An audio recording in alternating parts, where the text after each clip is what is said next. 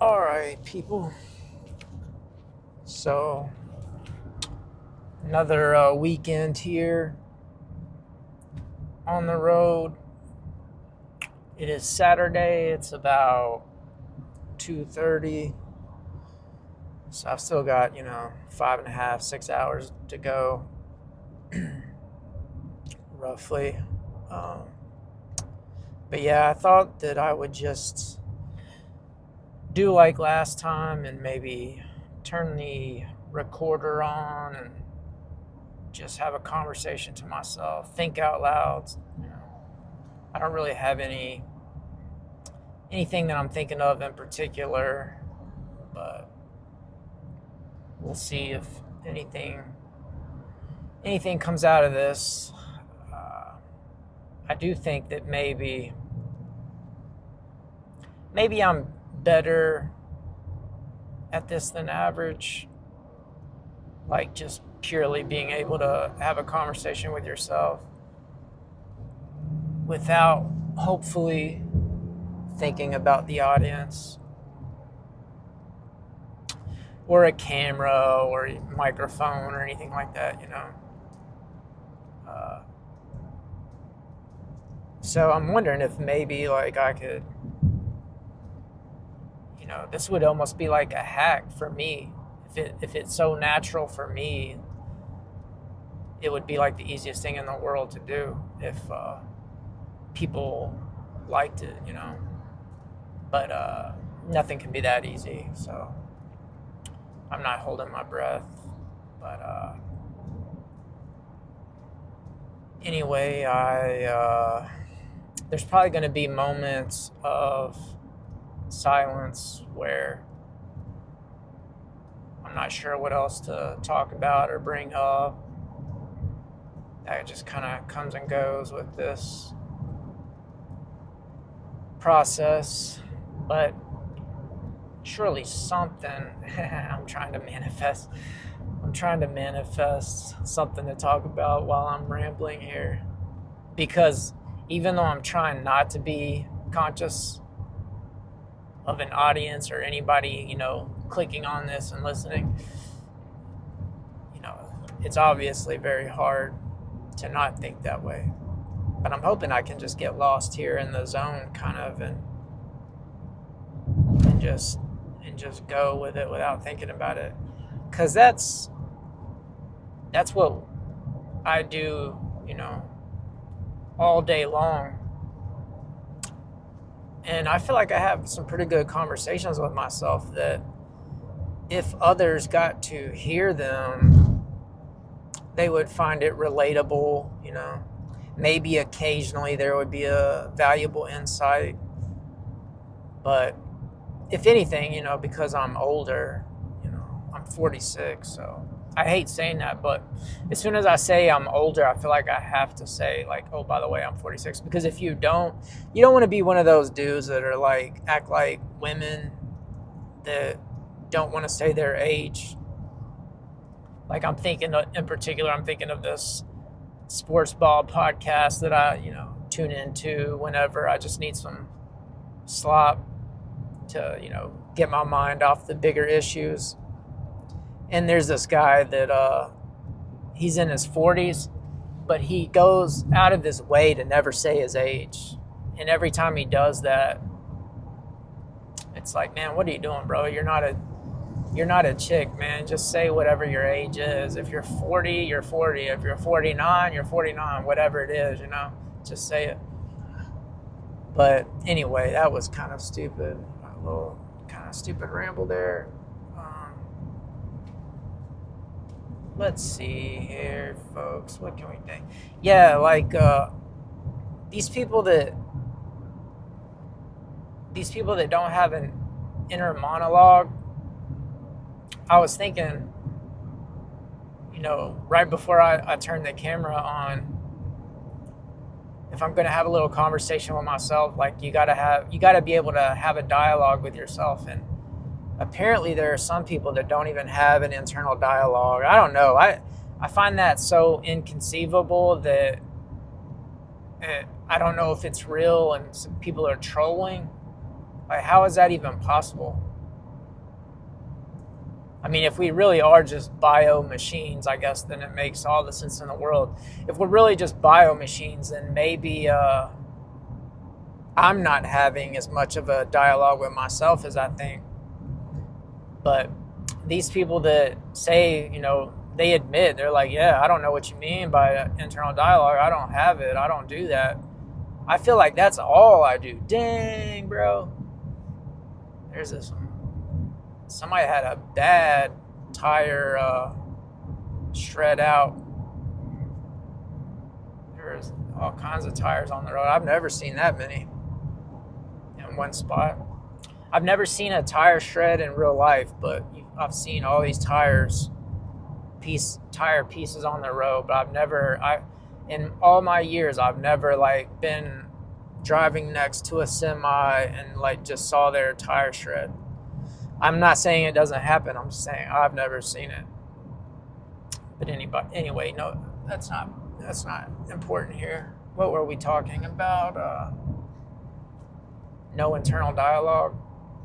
Yeah, so I don't understand the people that say that they don't have that, because that's all I have. I feel like I'm stuck. Like I'm stuck there. I'm like serving time there. I'm like sentenced to solitary confinement. All I do is talk to myself internally,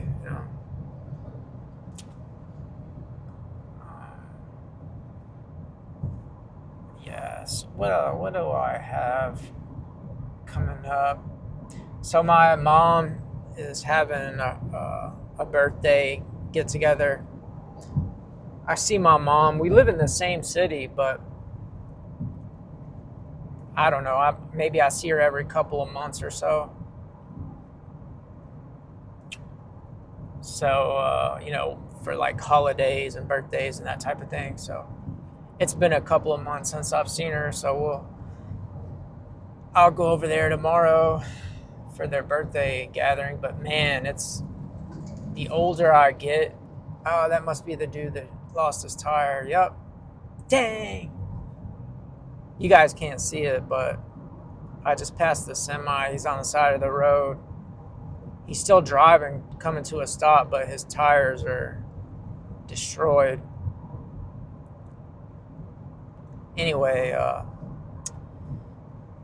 so yeah, I'm going to my mom's little birthday gathering tomorrow, and as I get older, man, it gets so much harder to do these little gatherings because I'm the short, bald guy coming, that no kids, no wife, like it just it's so pathetic, man.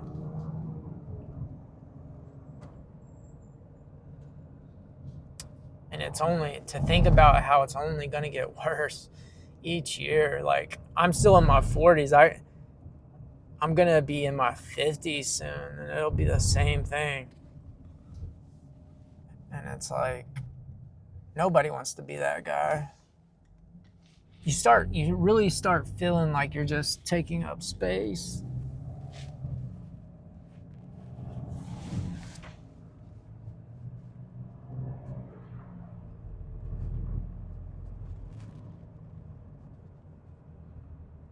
And it almost feels like society feels that way. I guess that's where that's why the phrase excess male hits home. It's like, damn, that's really what I am. Even though I feel like I'm I'm like more valuable as a social ingredient. Dang. There's a hot chick over there. I feel like I'm more valuable, than average as a social ingredient, meaning like I don't take from the system more than I put in, that kind of thing, like I'm responsible, I'm timely, I have, good credit, because I pay shit off, that type of thing. Not saying that all of that is, very noble or lofty.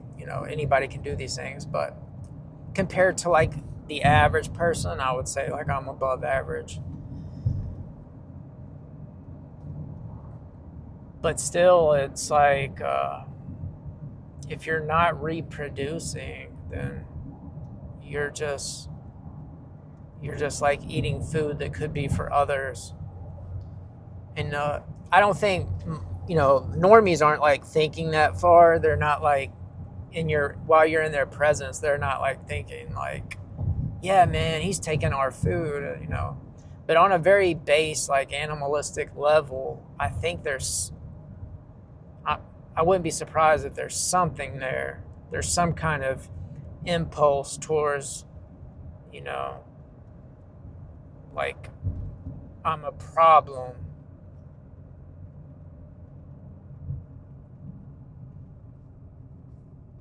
I'm a energy vampire or something. I don't know. There's this guy at my work. He's probably like 70, and he has made it known. He's made it known several times to me that he likes my route. I'm like, yeah, man, I like my route too. But it's occurred to me because he almost brings it up every week. He talks about how much he likes, because the way our routes work is like there's 7 days in a week, right? Well, he does like a portion of my route, like 2 of those days, and then I do it 3 days, and then I got another route, 2 other days. So he gets to do my route like 2 days of the week. And but he would like to do that route every day. But I don't want my route to change. I like my route.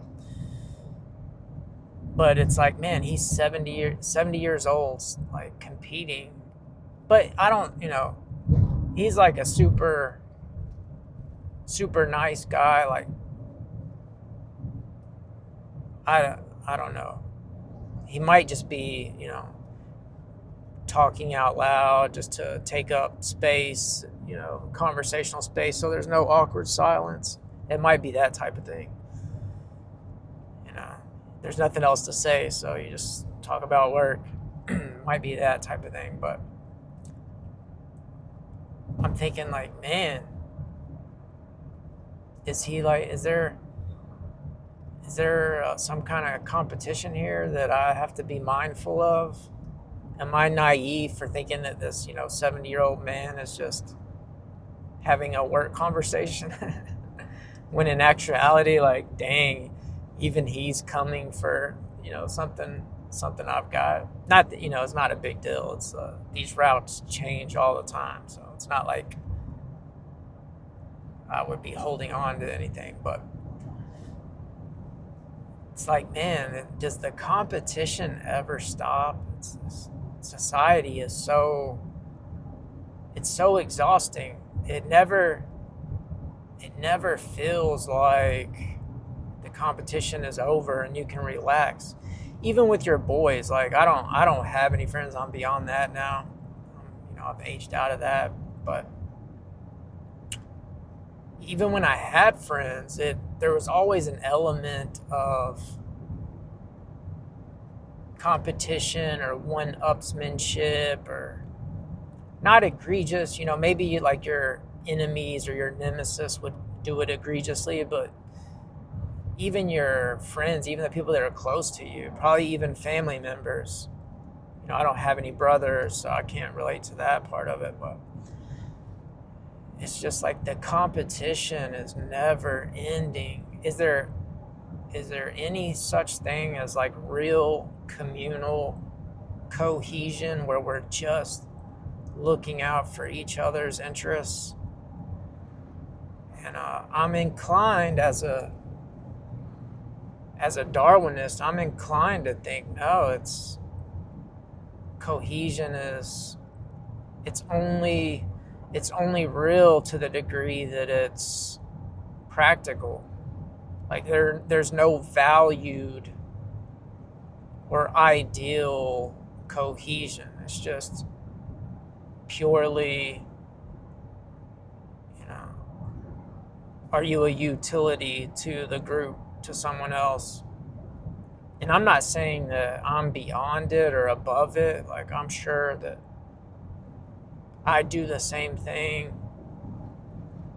subconsciously when I'm around people, or have a chance to, or have an opportunity to use them as a utility. I'm sure I do it too, but to be mindful of it, to be constantly aware of it, it cripples any sense of togetherness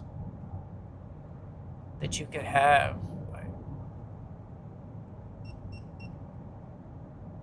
It all seems performative. It all feels like you're really just alone. It's just you. I don't want it to be that way. I probably sound like the asshole. I probably sound like I must be the asshole competitive guy. But that's not the case. I've never been like the super highly competitive guy. I'm just saying this merely as an observation.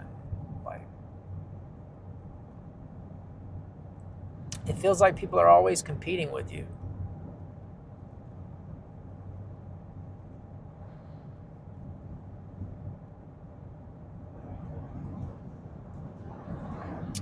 And I think the key to life would be probably embracing that and having more of that killer competitive instinct. Like killer in like the Michael Jordan sense, like you want to beat them. Like you get off on winning. No matter what kind of suffering it might cause others, or inconveniences it might cause others, or you just want to win. And the people that do it the best are probably the people that are just that way pathologically. Somebody like me, I'm not there pathologically. I'm not sociopathic or psychopathic pathologically. But the people that are, that don't go to the extreme of doing felonious criminal violent type shit, the people that are just like pathologically driven to win and to subjugate everybody, those people excel. Those people end up rich. They end up with offspring. They end up with retirement. If you're not that way, nature really just doesn't seem to have any use for you. And that's why I said, it just kind of feels like I'm just taking up space. That's why I'm hoping I can figure something out, man. Maybe catch a break or have something fortunate happen so that I can have a reason to tell people to not be psychopathic or sociopathic, That's what I would like. I would like to be able to say, hey, no, guys, I fought the good fight. I stuck around. I did it the right way, and I won. I'm an example. It can be done. But I don't think it's not looking good. It's not looking like that's a real thing. It's just another ideal that you're finding out isn't real. Ideals aren't real, man. That's why they're called ideals.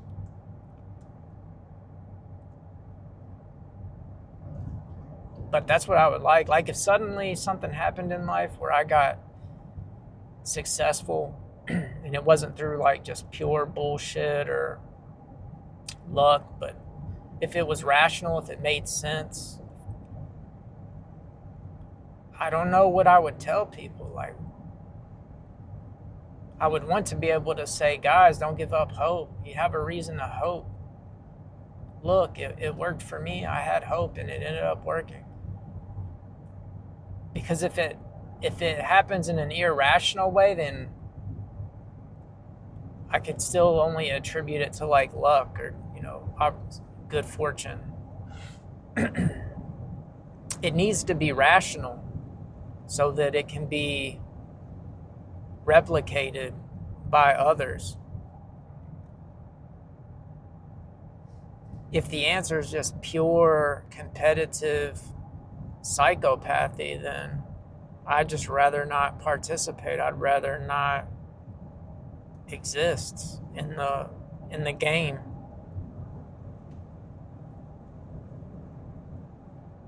If the world became cannibalistic, like literally like Book of Eli type shit, where like people are cannibals.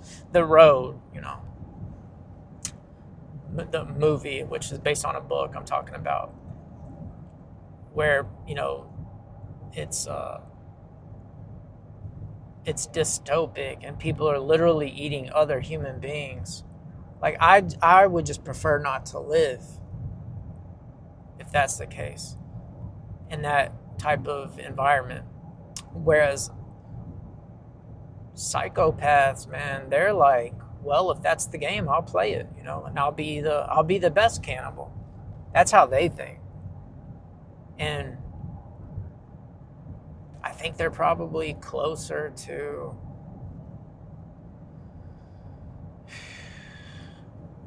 satisfying the desire. I don't know how to say it. The purpose of nature. Not that there is a transcendental purpose, but just like, this is the way it is. This is the way things operate.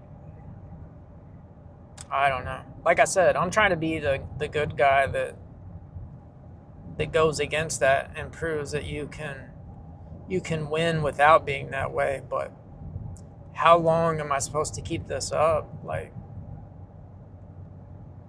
I'll be saying the same shit when I'm 60, If I make it to 60, I'll be saying the same shit. Like, guys, hold out hope and be good, and your day's coming. You keep telling yourself your day's coming, but when does it? You die before your day ever comes. It almost feels like.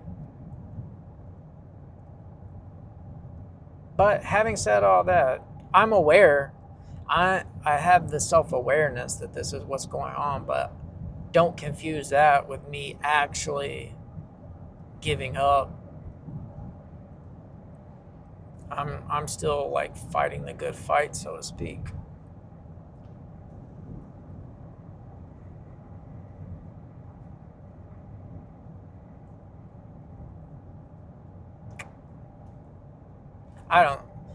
I got a feeling this probably sounds like a total ramble, but like I said in the beginning, that's kind of the whole point of doing this, is just to think out loud the way I would actually think to myself and not really think so much about the audience. When you're thinking to yourself, like, your motivations and intentions, so you don't have to constantly qualify to yourself to like make it make sense. But if somebody else just hears the words, it's probably not going to make sense to them, because if you're thinking about them and you would take the time to like define terms and qualify things and be a little more precise or go into nuance. But when you're just talking to yourself, you don't have to do that, because you already know all that. You already know that you know that other shit. So,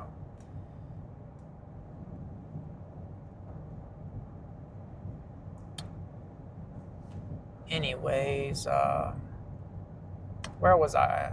Was I even talking about anything in particular? I was talking about going to my mom's birthday party tomorrow. So yeah, tomorrow I gotta, or actually I'm gonna try to do it today after work. I need to go get her a gift. I've always been the guy in the past that was like, I'm not gonna resort to buying gift cards. I'm gonna buy something. I'm gonna take the time to shop and buy something that's an actual item, because it's more meaningful if somebody picked out an item and gave it to you. But this year, I think I'm going to have to go the gift card route, because people now have everything they want, and everybody's got Amazon Prime. Like, there's nothing you can buy people, it seems like, especially once they get to a certain age, you know. So my mom's a boomer, so if there's something that she has been wanting, she's already gotten it by now, and it's like 10 years old, you know. So I don't know what else to do. I think I'll just stop by at a store and get a gift card and try to explain, like, I don't like doing this, but I couldn't think of anything else to get you that just wouldn't be a waste.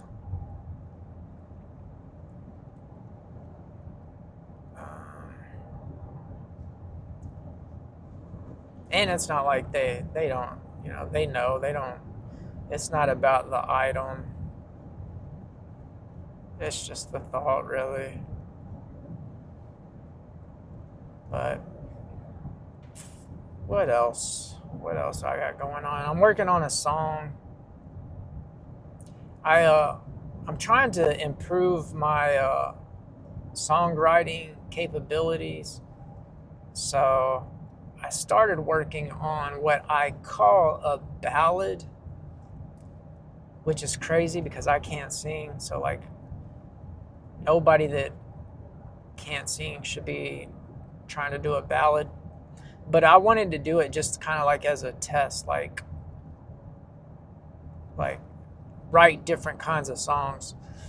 But now I've written it, and I've got like a rough draft of it, and it doesn't even sound like, I don't think it would qualify as a ballad anymore. So I like it. I like the song. I like what I came up with. I think it has a nice little flow to it, a nice little rhythm, a good vibe.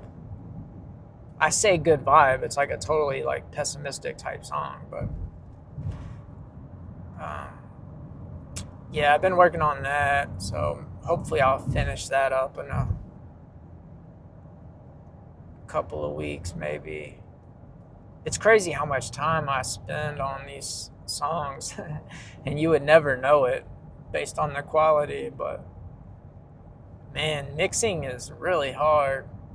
We take it for granted, like the songs that come on the radio that are clear and, you know, sound balanced and are both loud and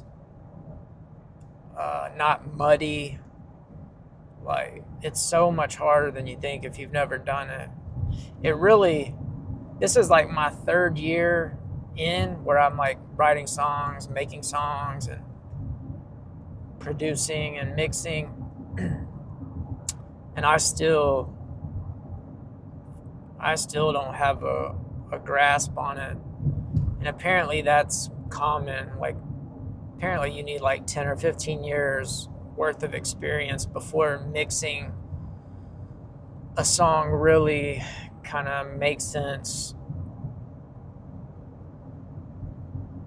You wouldn't think it, because you would think like, well, I've heard a million songs. I know what sounds good and what sounds bad. But as soon as you start trying to mix, you realize, like, dang, you have to be, on the one hand, you don't have to be precise at all, but then on the other hand, you have to be super precise. Like, 0.1 decibels one way or the other can like totally change the feel of something from being amateur or like professional sounding. Anyway, I don't even feel like thinking about that right now. But yeah, maybe I'll finish that up. So next song will be my attempt at a ballad, but I don't think that it will sound very ballady by the time I'm done with it.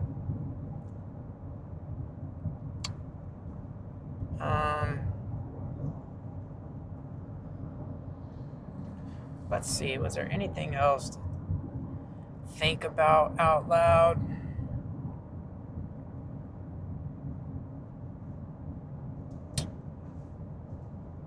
What was I thinking about earlier? I was thinking about how life, it just feels like you're just constantly paying bills. Like, I've got so many bills that come in now, whether it's internet or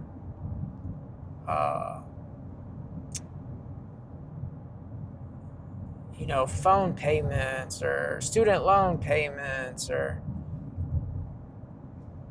water, electric. I've got all these bills that come in, and it just never ends, man. Non-stop. It's just always paying something. And what else was making me think about that is the fact that let's say I'm like fixing food for myself. Inevitably, I'm gonna have to clean up something. Like maybe I'm pouring some seasoning, sprinkling some seasoning onto something. I don't ever really mess with seasoning, but I'm just trying to think of a way to explain this. I'm preparing, some rice and beans, and I'm throwing some seasoning on top. In the seasoning, what happens? It doesn't all go in the bowl. Some of it goes to the side. So now I gotta get a paper towel and clean up the seasoning, right? And then I take the paper towel and I toss it in the trash. Well, what happens when I toss it in the trash? It hits the edge of the trash can and it goes on the floor. Now I got to get down on the floor and pick up the paper towel. And then as I'm picking up the paper towel, I notice there's a spot on the floor that I don't know where that came from. I better wipe that up. So I'll wipe that up. And then while I'm wiping that up, I'll realize, I need my water, my 24 pack of water is out. I need to put a new 24 pack of water in the fridge. It's just that nonstop all day long. It goes from one thing to the next.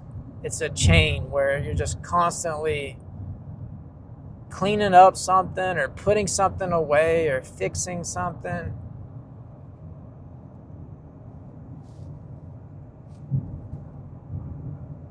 It's like, dang, man, is this really... Maybe this really is a loosh farm where they've got it, the creators, the programmers, the whoever, whatever organism is in control, whatever entities are in control, they've got it down to such a fine science that they figured out this does sound crazy, but they figured out, like, if we can make the paper towel miss the trash can and hit the floor, we can eke out 0.01 extra loosh or something like that. That's how it feels, Obviously, I don't think that's actually what's happening, but it feels that way. Same for all these, like, I'm driving right now. Same for all these road construction cones, these orange cones and orange barrels. Like, dude, when I was growing up, you would hardly ever see like road construction work. Like, it existed, it was a thing, but it wasn't everywhere. Literally now, it feels like every road has construction barrels, road work being done, which makes, that now they've blocked a lane. Now you all got to consolidate into one lane, which takes time, and everybody drives slow, and there's, a little bit extra loose to extract out of that. Like I said, I don't believe in that conspiracy theory, but it happens enough to make you think, well, if that was actually what was happening here, if the curtain got pulled back on reality and that's what was happening, it wouldn't be a total shock. You'd be like, yeah, I kind of sensed it. It kind of felt that way. Just nonstop loose extraction. Anyways, I think we've probably rambled here for a half hour or so. I don't know. That's probably enough. So, if you watched, if you listened, I appreciate it, I guess. Until next time.